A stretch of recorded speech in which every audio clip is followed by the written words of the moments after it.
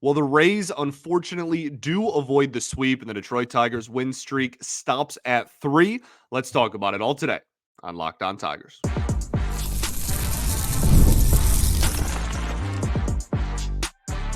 You are Locked On Tigers, your daily Detroit Tigers podcast. Part of the Locked On Podcast Network, your team every day.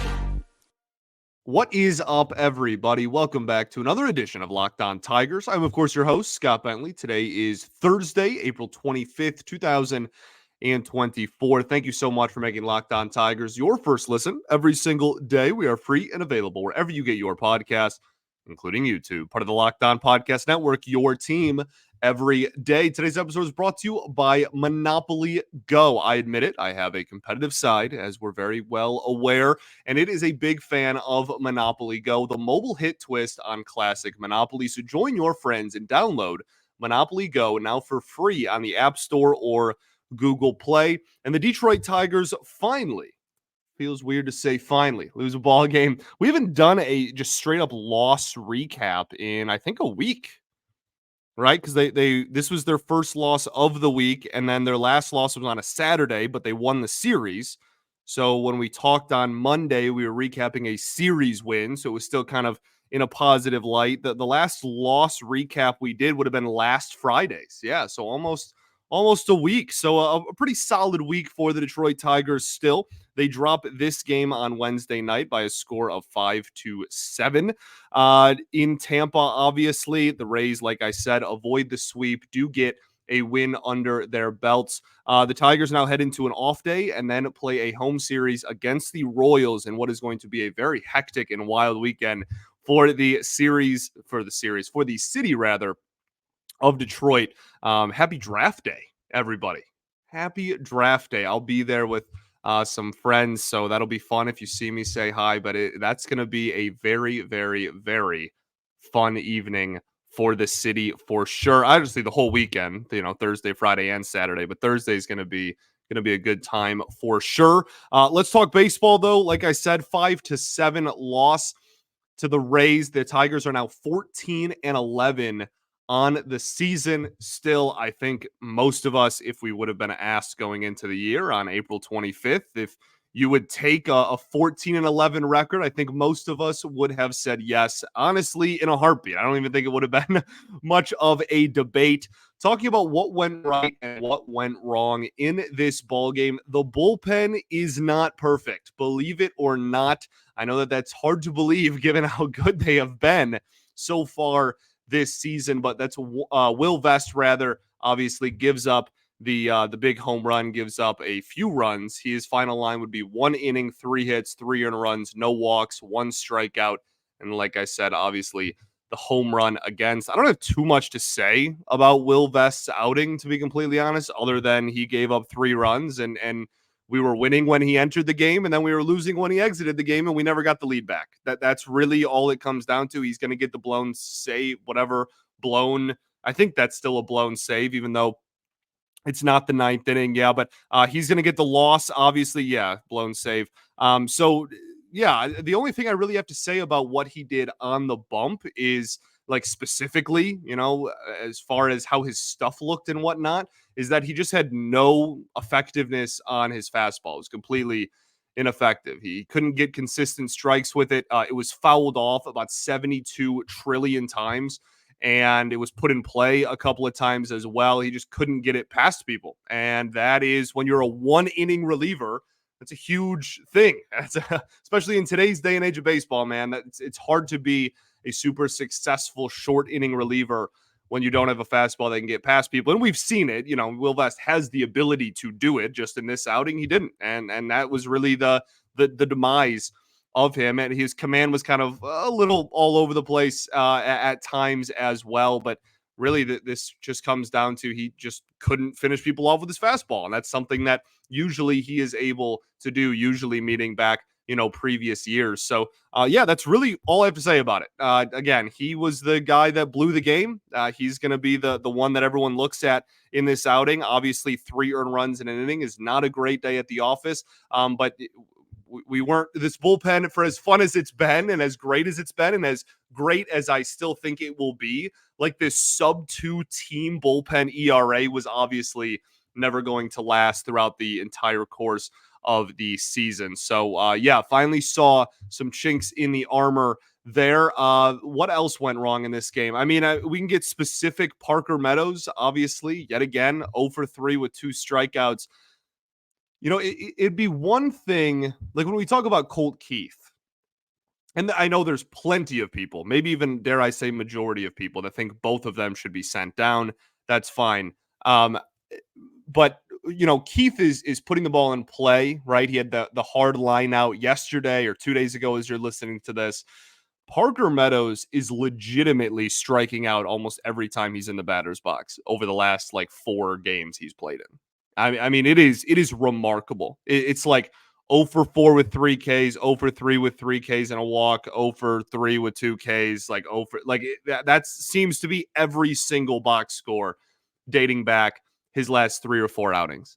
He just looks absolutely lost and I think overwhelmed is the word I want to use at the plate. It's really unfortunate, but that is where he finds himself in the batter's box. And so I think that we're, again, every day that goes by, we are obviously getting closer and closer to, if he doesn't turn it around, when is he going to get sent down? I don't think it's going to be immediate. I don't think it's going to be this weekend or anything like that. But I do think if we get into the early or even middle part of May and he looks no different, then they're going to pull the plug on it and send him down to AAA. Now, again, obviously that this is hopefully just a little road bump, right? In his career, and he can get it figured out and just see. I've said this a million times over the last week, but just see himself drive the baseball. I mean, my goodness, and just getting that confidence and kind of that mindset of I can actually do this back again. So we'll see. We'll keep an eye on that for sure. Spencer Torkelson, obviously another one, unfortunately, yet again. I feel like I talk about Colt Keith, Parker Meadows, and Spencer Torkelson in the What Went Wrong segment pretty much exclusively. I feel like that's pretty much an episode-ly occurrence at this point, unfortunately. Like I said, 0 for 4. Did have the RBI on a ground ball that I wouldn't have been an RBI if there wasn't a really ridiculous balk earlier in that inning. His OPS is now almost sub 600.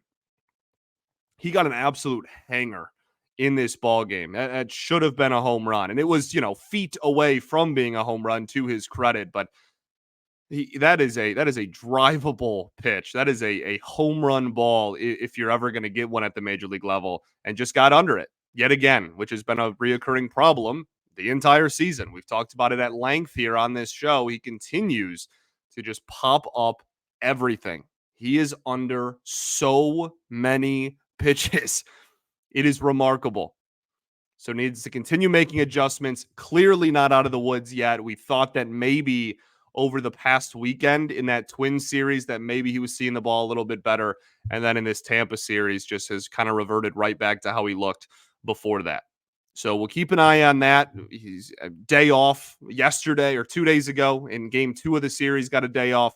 The team gets a day off today as you're listening to this. Hopefully you can kind of reset and go in. I feel like I just say that every day, but we're all just waiting.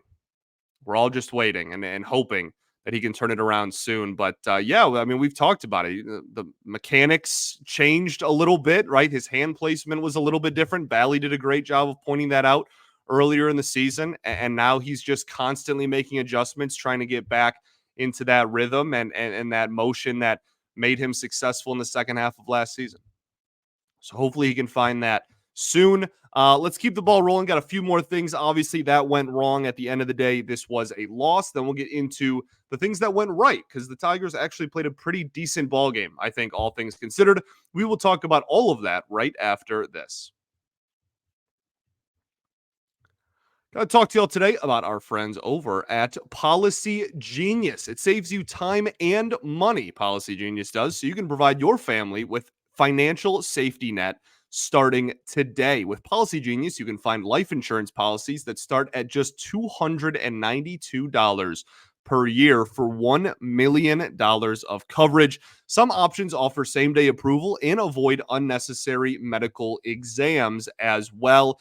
They have easy-to-talk-to team of award-winning agents who will walk you through every step-by-step process that's a part of this whole thing. It's easily compared to other quotes from America's top insurers in just a few clicks, and you can truly find your lowest price. Also, these agents don't have any reason to steer you in one direction or the other, have you pick one specific plan or a different one. So you know that they are truly in it for your best intentions.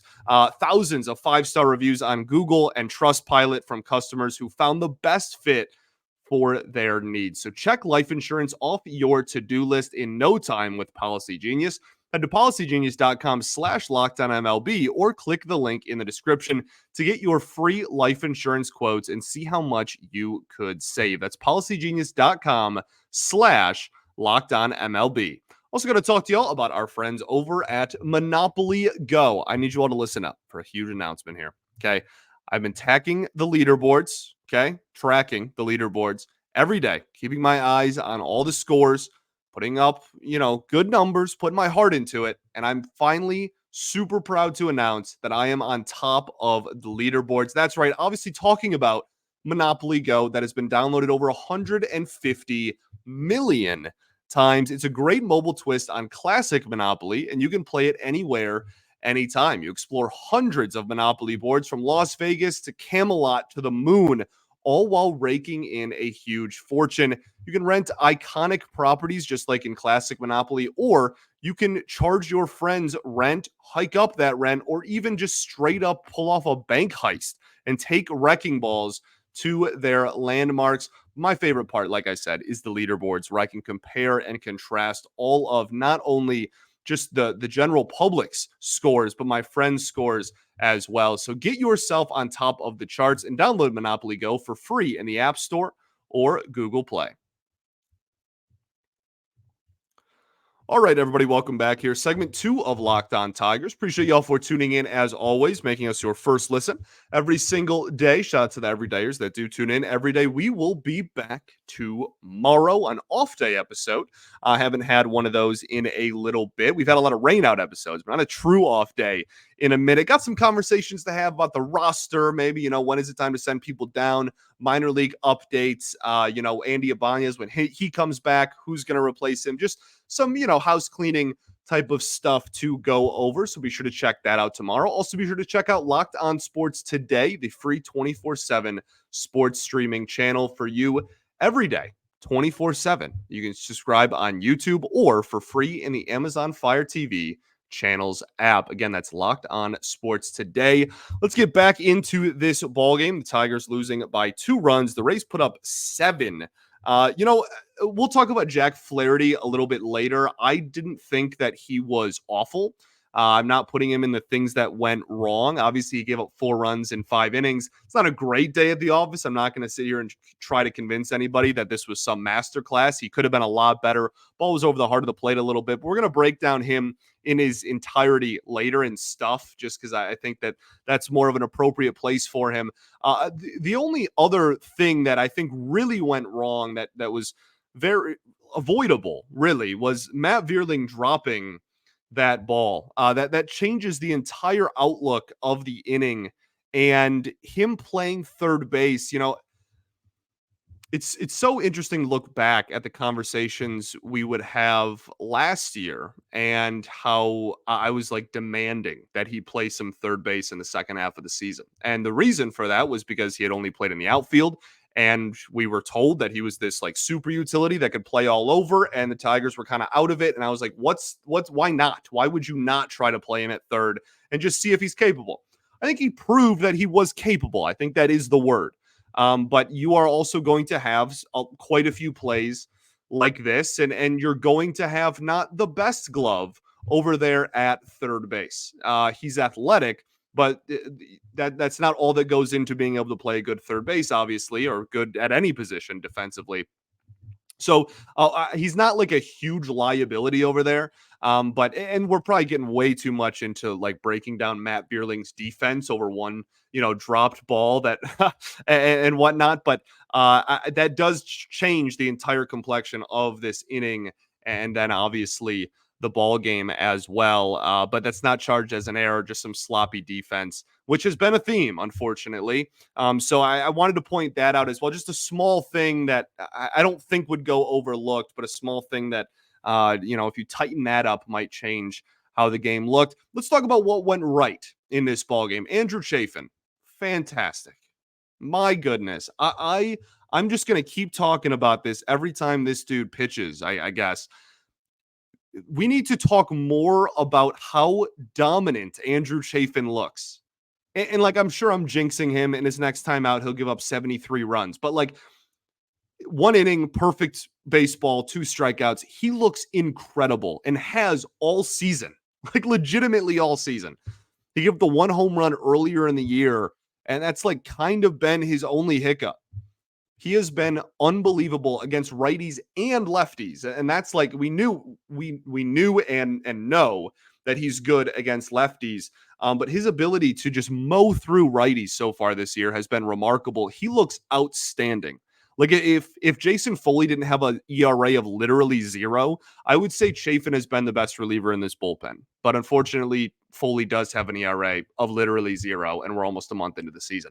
The bottom 3 in the lineup producing again, a Buddy Kennedy, obviously, big RBI, some stolen base. I mean, just a solid game all around for him. Javi, yet again, another clutch RBI double there. Jake Rogers looking a lot better at the plate the last 2 or 3 games. That's 3 hits and 2 walks. Javi with another walk, wild.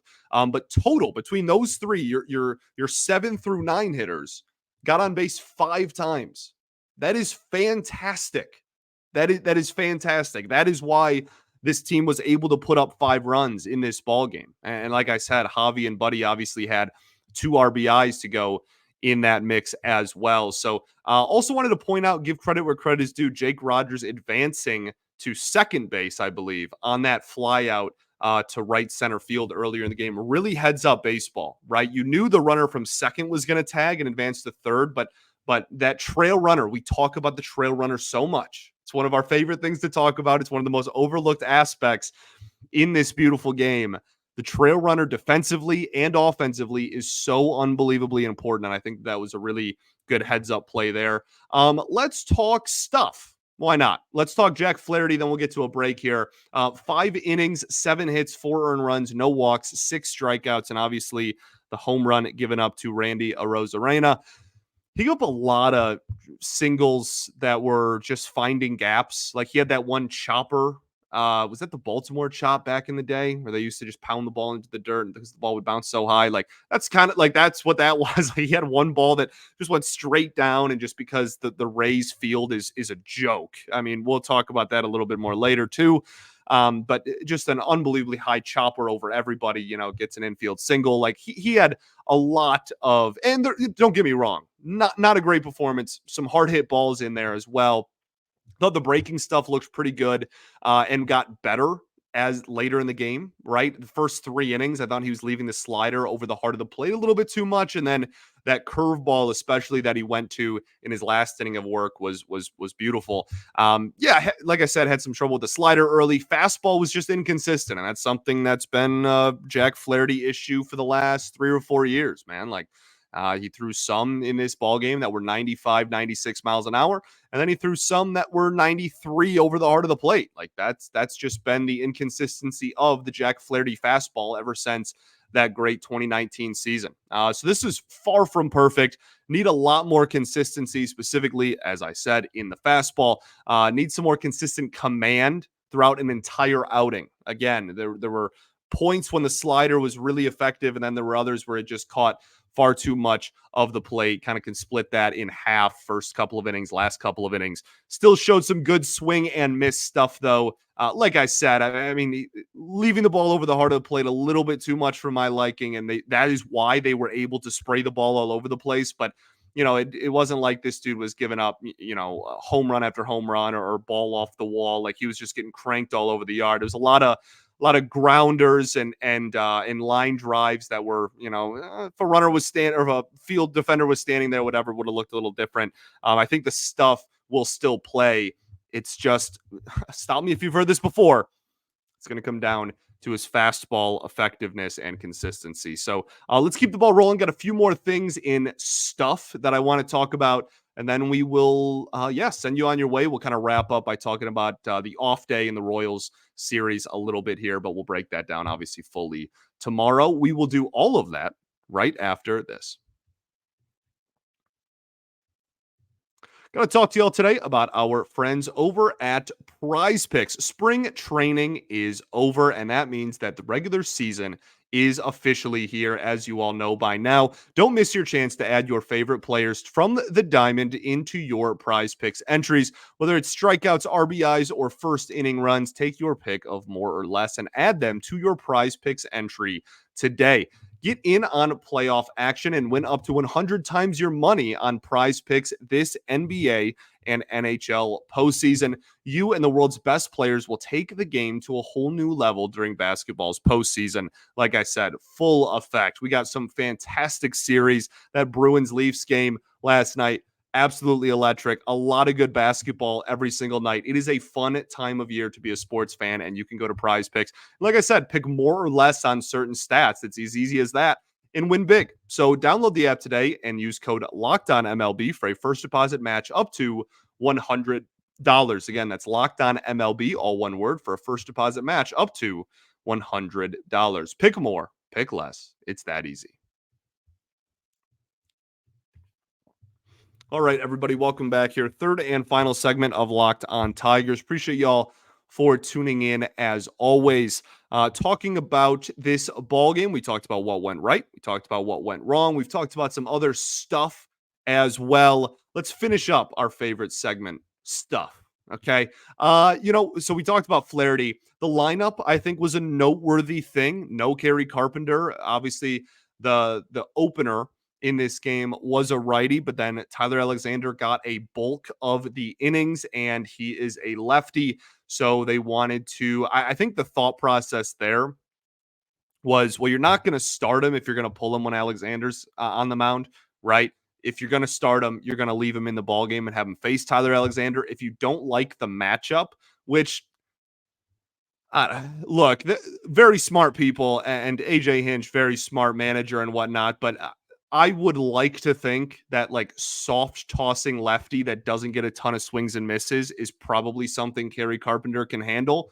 That is an I would like to think, not an I know. So we'll keep an eye on that throughout the season. But I think that if there was ever a lefty that I would have been kind of fine with Kerry Carpenter facing, it would have been Tyler Alexander. But even if, they have some numbers on there that show that they don't think that they like Tyler, or they don't like Kerry Carpenter in the lineup, the thought was, okay, well, it's Tyler Alexander. If we can knock him out of the game and not have him go, 5-6 innings and get him out of there by the 4th or 5th, then Carpenter can still play in maybe next to half the game. And they obviously finally got to Tyler Alexander a little bit later, and then the Rays played the bullpen game, etc. So Carpenter only gets one AB in this one, but I don't mind the strategy just off rip. It was just a noteworthy thing more than anything that I wanted to bring up. Winfield Perez hitting third, obviously noteworthy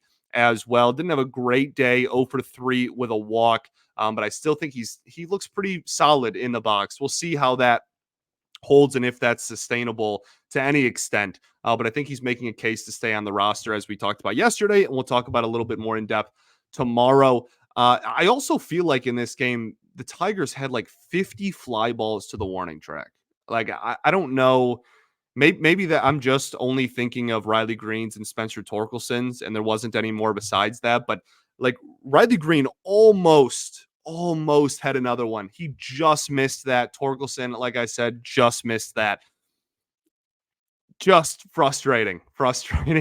I'm going to keep saying it. But that's kind of the pitcher that Tyler Alexander is as well. So I think that kind of added to it. There was another one as I can't remember, but yeah, it just felt like that was a reoccurring theme. And then obviously they get the home run that was a home run in one of 30 ballparks, the one that they're playing in.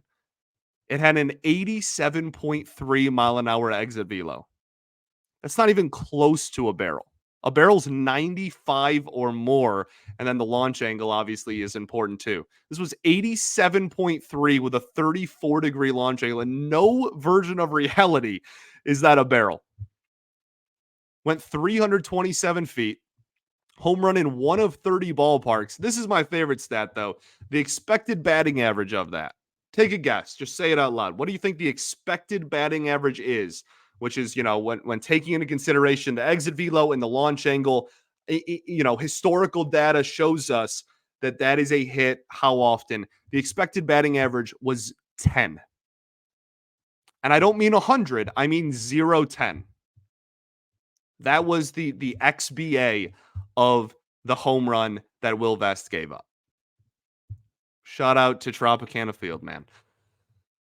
I think that's pretty much it. Look, my overall thoughts of this game, as you can tell, I'm not really super pressed about this ball game, to be honest with you. I'm not losing sleep over this one. I know I have a couple people that always give me a pretend hard time when I say I'm not losing sleep over something, but I'm really not. It's hard to sweep anyone. For starters, they showed some fight late. The offense was decent. 5 runs isn't a bad day at the office. You had some timely hitting. Like you went 3 for 8 with RISP over the course of a season. That's a really good, that's a really good average with runners in scoring position. Your starter didn't have an awesome day, right? But like your reliever obviously gave up the bomb. But like this is one of those games. There's an old saying that's been said by a few famous people. I know Hawk said it, has a version of the quote. Lou Piniella has a version of the quote as well. But every team loses, 50, 60 games. Every team wins 50, 60 games. It's what every team does in the last third of those games that really separates you. And this, to me, this just and we usually say this, 1 or 2 times a year because I I don't like losing. So I don't say it very often, but usually there's a couple of games a year that I just look at and I go, you know what? You can't go undefeated. You're going to lose at some point. This is just one of those games where nothing really went right for you. And like you still put up 5 runs and were winning at the end. And like it sucks to have a lead in the 6th inning or later and blow a game, obviously. But again, at the end of the day, you're going to lose still 50 to 60 games at minimum this season, guaranteed. Before you even play on opening day, you're scheduled to lose that many. And this just felt like one of them. Ball was getting slapped all over the yard by Flaherty. You give up a home run on a ball that has a 10 expected batting average. You still score 5 runs. You have 2 balls that are fly out to the warning track. Baseball. That's really how I felt about this one. So sorry for not getting, red in the face mad over every single loss that happens this year, especially the ones in April. But that's just kind of how I feel about this game specifically. I'm sure the next one I'll be much more upset as I tend to be on in close losses or losses which we blow leads. Especially we got an off day tomorrow, or today as you're listening to this, but tomorrow's episode will be an off day. So we'll have some conversations kind of around the team. Like I said, do some housekeeping stuff that we haven't had time to necessarily break down because we've been doing game recaps. Royals this weekend, you're going to get Olsen, Mize, and Skubal, I believe. So it's a pretty fun trio when talking about this rotation. It's a really fun trio, arguably the 3 most fun pitchers in the rotation as far as, eyes on screen type of stuff. So we'll certainly keep an eye and on that. We'll preview that in depth tomorrow. Yeah, you're 14-11 on April 25th. The rest of April, you have the Royals and the Cardinals. The Royals lost 100-plus games last year, had a good offseason, got off to a hot start. Cooled down a little bit over the weekend. We'll see. It's going to be a big series for the Detroit Tigers at home. Hopefully they can actually win at home. That'd be kind of cool. And then you play the Cardinals, who were a massive disappointment last season. And so far this year, haven't been too much better. Paul Goldschmidt has been struggling mightily lately so far this season. So we will keep an eye on that as well. You got a chance for a pretty strong April here. And that's, again, why I'm not too pressed about this game in a vacuum, right? You still have the ability to have a really, really, really strong April. Just don't let one loss become 5, like the bad Tigers teams have, right? Take the off day, come home, defend home field against the division rival. Let's get back on the horse. Thanks for making Locked On Tigers your first listen every single day. Shout out to the everydayers that do tune in every day. We will be back tomorrow. All right. I think that's everything. I felt a little scatterbrained in this one. I apologize if that's true. Yeah, long day, but we're here. We ball, and I'll see you tomorrow. All right. I appreciate you all greatly, for real. Thank you so much for the continued support, even when I'm all over the place, which I feel like I was, or on off days, or when we lose. Right. If you're still here, I appreciate you all greatly for the support. It means the world to me. So I'll see you tomorrow, baby. Peace and love. Going to therapy's dope. I'll catch you all then. Go Tigers.